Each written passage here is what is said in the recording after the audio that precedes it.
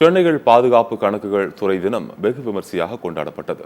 நாடு முழுவதும் ஒவ்வொரு ஆண்டும் அக்டோபர் 1ஆம் தேதி பாதுகாப்பு கணக்குகள் துறை தினம் கொண்டாடப்படுகிறது.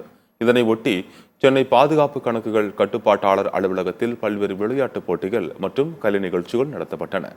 இந்நிகழ்ச்சிகள் தமிழ்நாடு காவல்துறை தலைமை இயக்குநர் சங்கர் ஜிவால் சிறப்பு விருந்தினராக கலந்து கொண்டார்.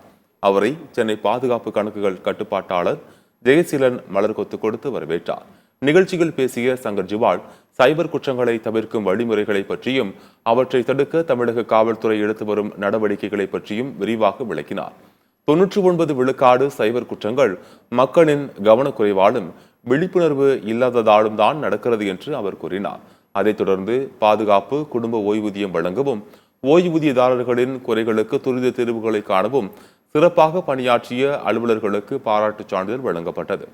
விளையாட்டுப் போட்டிகளில் வெற்றி பெற்றவர்களுக்கு பரிசுகளும் கேடயமும் வழங்கப்பட்டன. இவ்விழாவில் 300க்கும் மேற்பட்ட பாதுகாப்பு கணக்குகள் துறையை சார்ந்த அலுவலர்கள் மற்றும் ஊழியர்கள் கலந்து கொண்டனர்.